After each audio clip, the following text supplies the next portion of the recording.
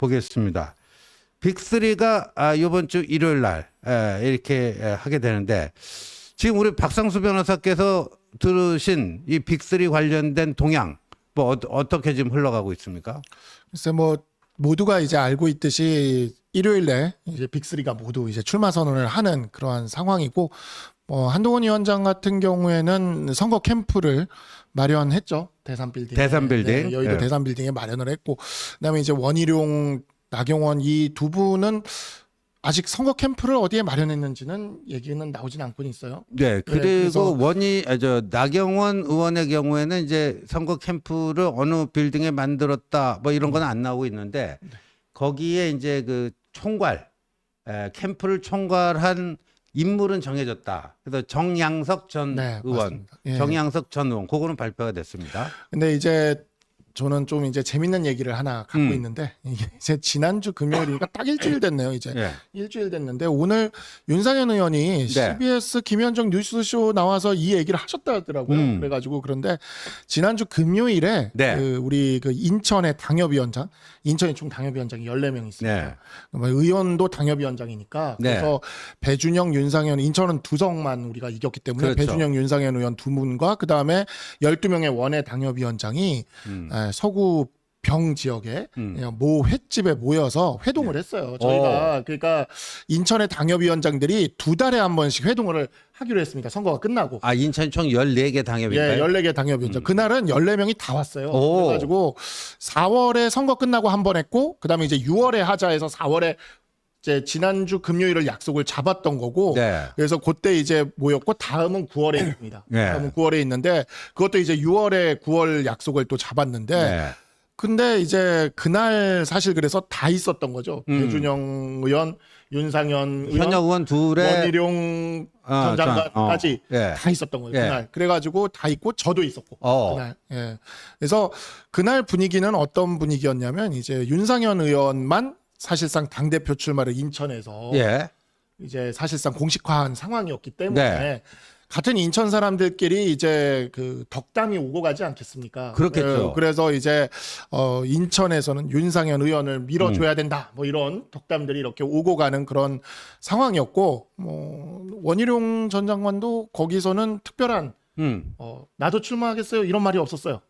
근데 저는 뭐 또 듣는 바에 의하면 뭐 이제 사람들이 덕담으로 같은 인천이고 그러다 보니까 윤상현 의원님 저희들이 뭐 화끈하게 밀어드릴게요. 그랬더니 원희룡 전 장관이 뭐 나는 출마하지 않는다 그러니까 나한테는 별로 뭐 찬밥이네 뭐 이런 뭐 농담도 하고. 그게 이제 뭐가 있었냐면 그때 이제 이렇게 그때 이제 잔이 이렇게 비어 있었는데 그러니까 출마하는 윤상현 의원한테만 잔을 따라주고 내 잔은 이렇게 비었는데 가만히 둔다. 이렇게 하는 이야기가 농담으로 하는 이야기가 있었어요. 그리고 그날 분위기가 되게 좋았거든요. 그래가지고 이제 막 윤상현 의원이 막 이렇게 그 분위기가 좋고 그래서 제가 그날 이제 사진도 이렇게 저렇게 사진을 많이 찍었는데 이제 제가 그날 이제 기분 좋게 술을 먹고 집에 오다 보니까 대리를 불러서 가는 길에 이제 제 사진으로는 원희룡 장관이랑 그 옆에 이제 그때 제가 페북에 올린 사진을 보면 그 옆에 이제 그 한 분이 계시는데 그분이 누구냐를 다들 궁금해서 기자들이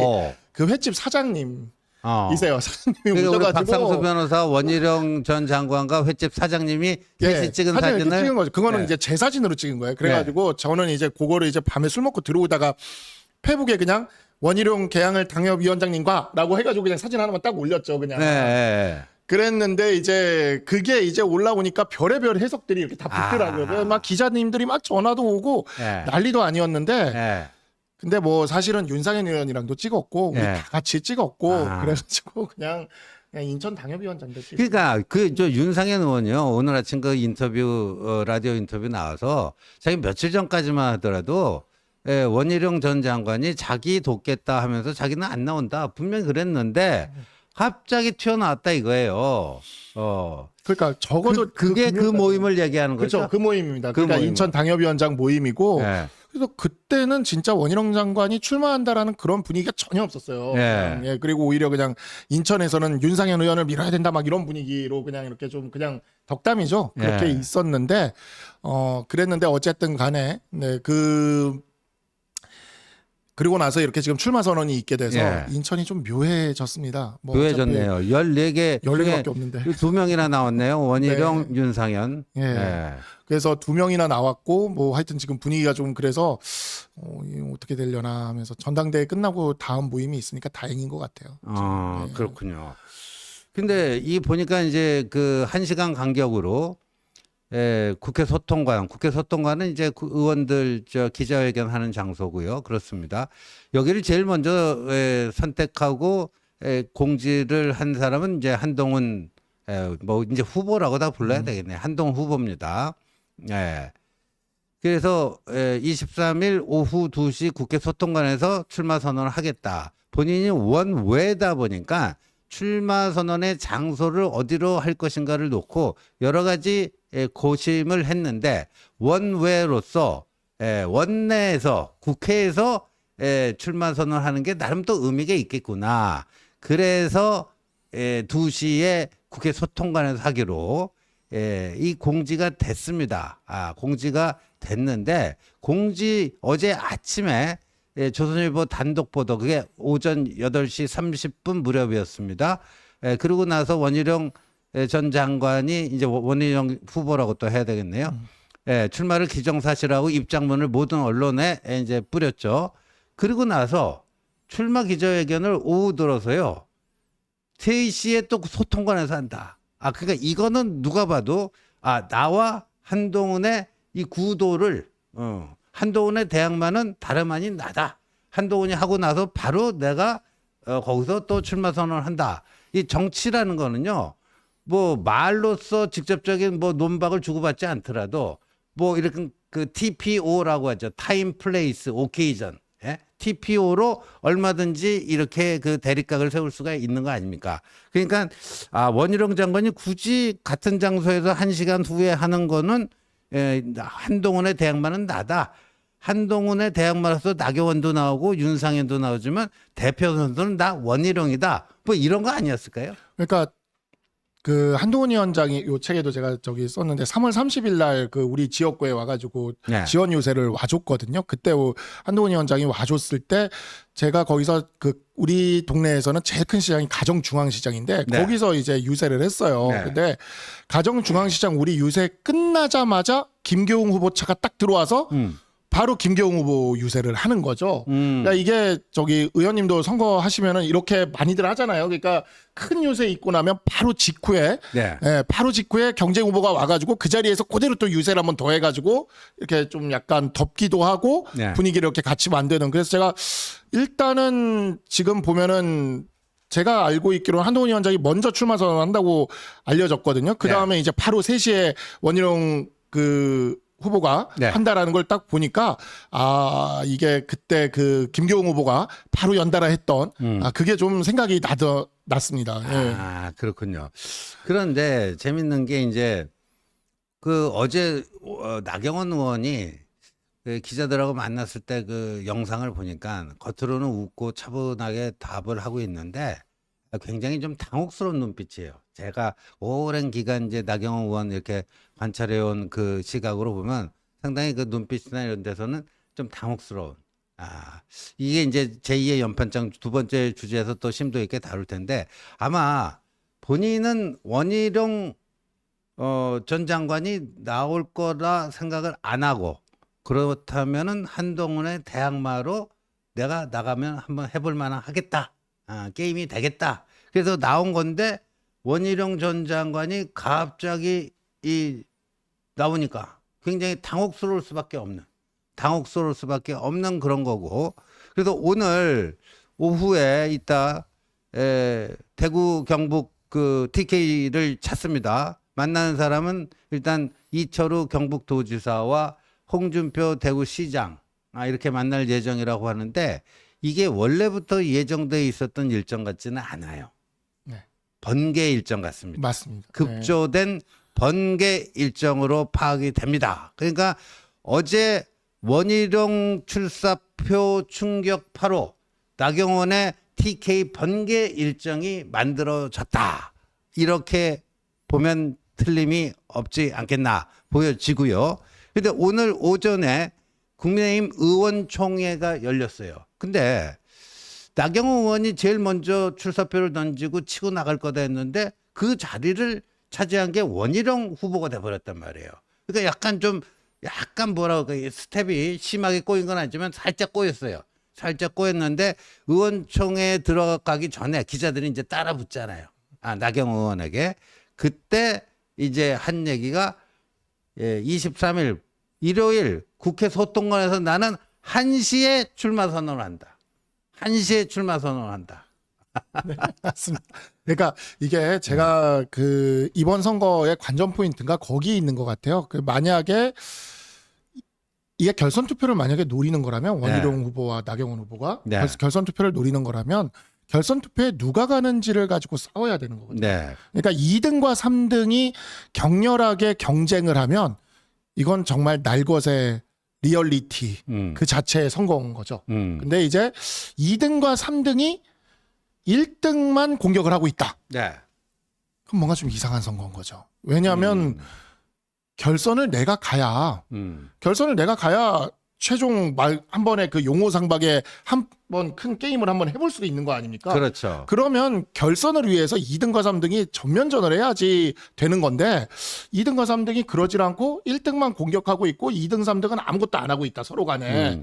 그렇다면 뭔가 좀 선거가 이상한 선거구나라는 생각을 하게 되는. 근데 그게 어디서 드러날 거냐면 제가 보기에는 TV 토론에서 드러날 거다. TV 토론에서는 결국 이제 상대에 대한 이제 공격으로 공격과 방어로 갈 수밖에 없는데 원나가 한에 대해서 공격을 그냥 같이 계속하는 TV 토론만 한다. 그러면 이건 뭔가 좀 선거가 이상한 선거고. 그게 아니라 원과 나가 진짜 내가 2등을 차지하기 위해서 전력으로 승부를 한다.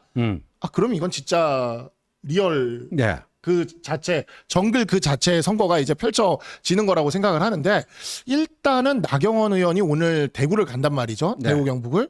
그걸 보면 약간 리얼인가? 라는 느낌은 좀 받긴 합니다. 저는 리얼이라고 봅니다. 왜 리얼이라고 보냐면요. 이번 전당대회 이제 관전 포인트가 한 두세 개 되는데 첫 번째는 어대한이 흔들릴까? 어대한이 이게 이제 판세가 요동치고 있지 않습니까? 구도가 지금 원희룡의 깜짝 등장으로 이 구도가 급변하면서 판세가 요동치고 있는 느낌인데 그렇다면 어대한이 흔들릴 것인가? 흔들리면 어느 정도까지 흔들릴 것인가? 그거는 결국 한동훈의 1차 투표 과반 득표가 가능할까 어떨까? 그거 첫 번째 관전 포인트입니다. 두 번째 관전 포인트는요. 만약에 과반 득표를 1차에서 못했을 때 그럼 결선 투표를 갈 때 그때 2등이 누굴 것인가? 원 중에 2등을 누가 할 것인가? 그러니까 2등이 그러니까 이 어찌 보면요. 1시에 나경원, 2시에 한동훈, 3시에 그 원희룡. 그러니까 이 앞뒤로 협공당하고 있는 듯한 느낌이에요. 그러니까 나경원과 원희룡이 한동훈 대세론을 꺾기 위해서 협공을 할 겁니다. 그런 점에서는 이게 서로 협업이 돼요. 근데 2등을 누가 차지할 것인가? 이거 혈전입니다. 이거 혈전, 피 터지는 혈전이에요. 그러니까 그게 진짜 혈전이면 정말 리얼이 되는 건데 그러니까 그게 이제 저도 생각해 보면 이게 TV 토론이 한 몇 번 있거든요. 근데 그 전반부는 분명히 협공이 들어갈 것 같고 그러면 이제 근데 계속 협공으로만 가면 뭔가 이상한 선거인데 이제 중후반부쯤 가면서 2, 3등이 싸우기 시작을 하면 이거 진짜 싸움이죠. 이때부터는 진짜 그래서 굉장히 그 어떤 식으로 흘러갈지가 저도 좀 궁금하기는 한데 누가 됐던 3등을 하는 순간 굉장히 타격을 크게 입을 것 같습니다. 3등 하게 되면요. 원희룡 전 장관이 됐던 나경원 의원이 됐던 3등 하게 되면 정치 생명에 치명적 타격을 입게 되지 않느냐. 그러니까 원희룡 전 장관도 사실상 차기 대권을 꿈꾸고 있잖아요. 근데 전당대회 나서 한동훈에게 패배했지만 의미 있는 뭐 패배 2등이었다 하면은 그 앞길이 좀 열릴 수 있지만 나경원 의원에게도 빌려서 3위를 했다.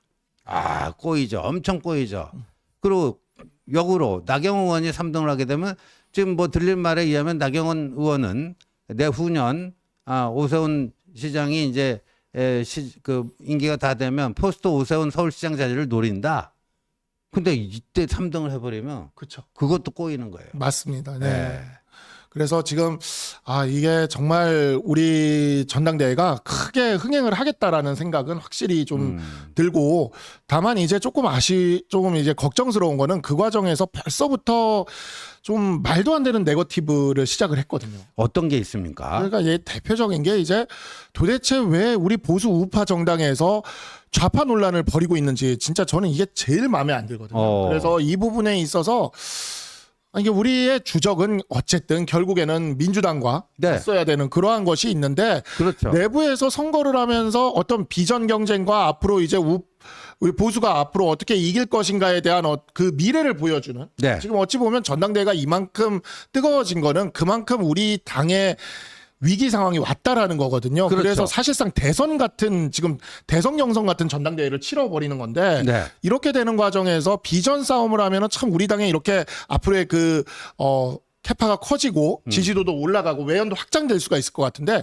여기서 좌파 딱지 붙이면서 이렇게 돌아다니면서 그 네거티브로 가게 되면 이거는 진짜 잘못된 길을 가게 되는 건데, 벌써부터 그런 거를 조금씩 하려고 하는 사람들이 있단 말이죠. 예. 네. 저는 진짜 그래서 그런 분들이 이제 그만 좀 하셨으면 좋겠다. 네, 맞습니다. 네, 그래서 제가 그 얼마 전에 어떤 기자분이 네.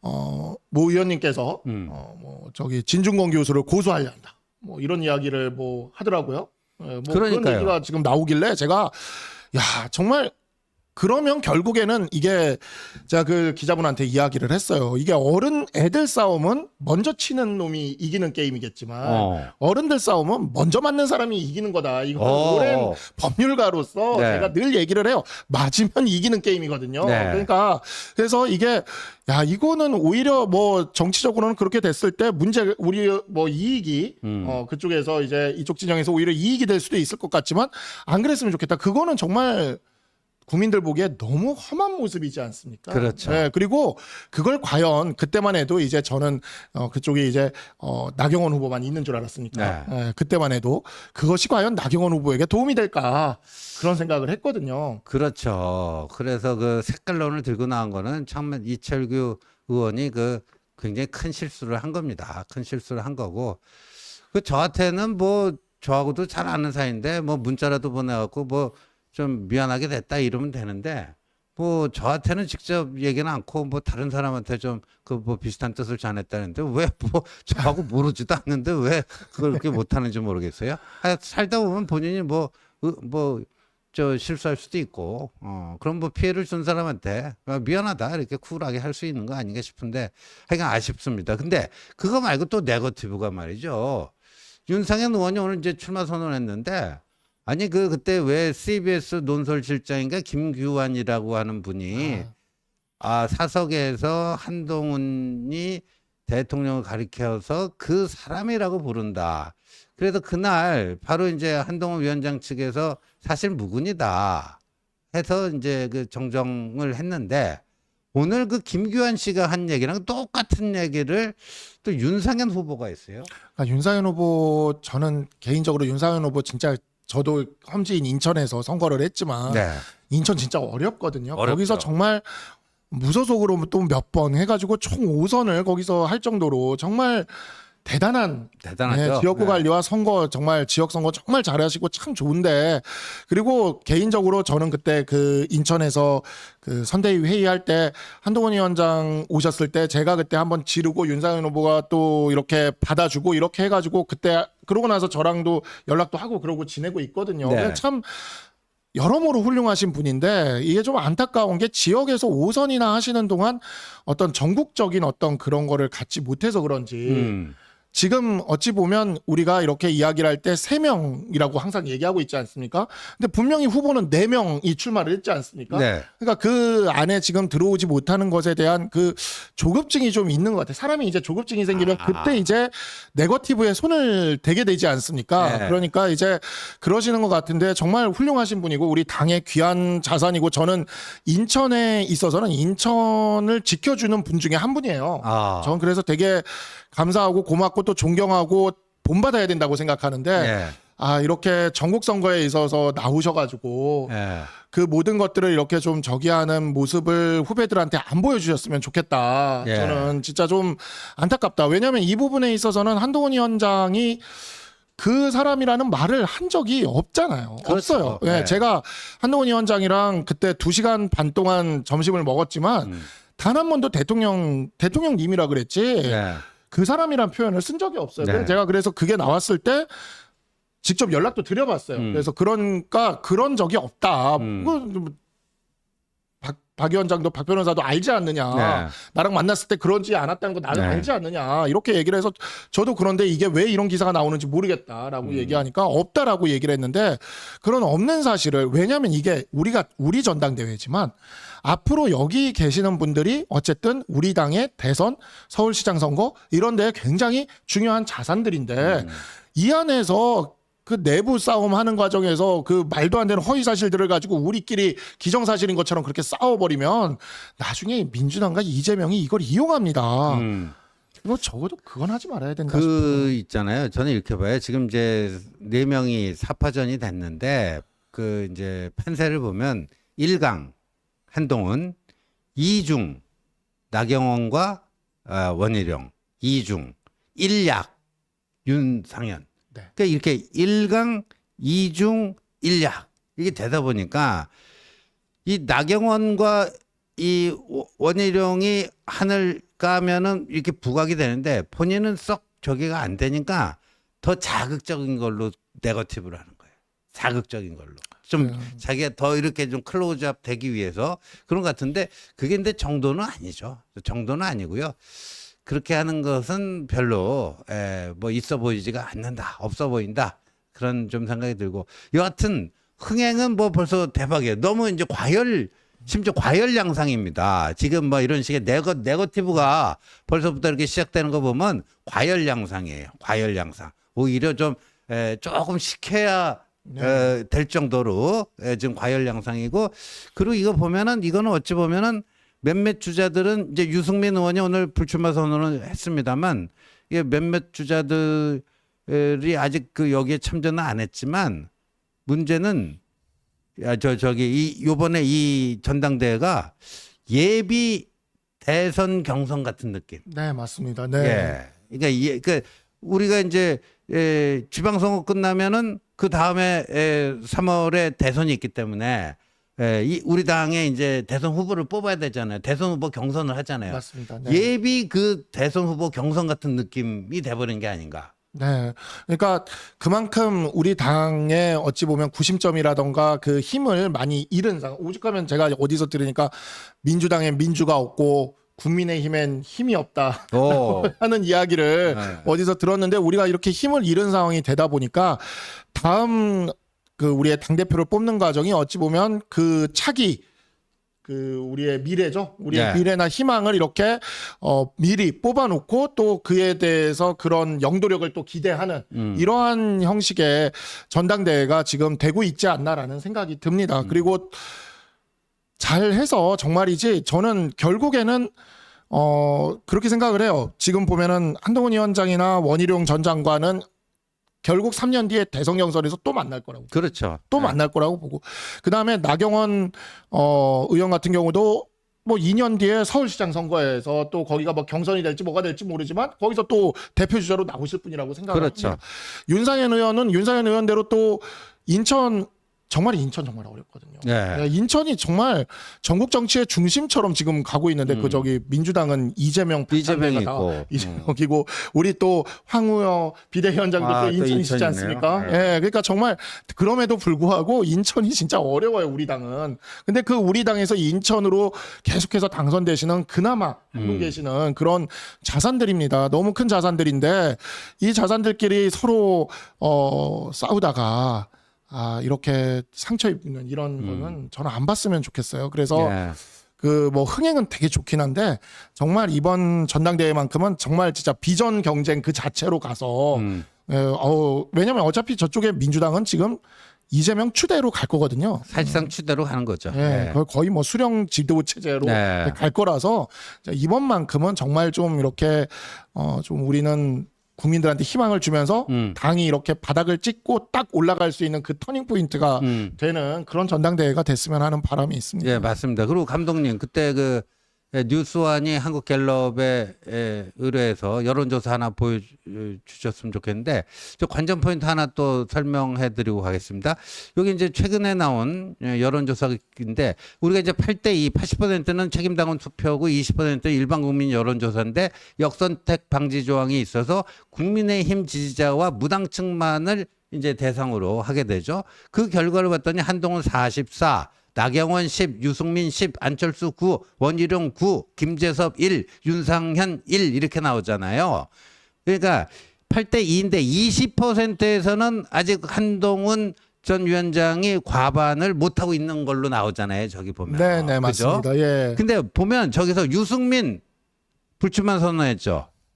안철수 불출마 선언했죠. 김재섭 불출마 선언했죠. 요 세 사람 거를 합치면 20%입니다. 맞습니다. 네. 그럼 저 20%가 어디로 가는가?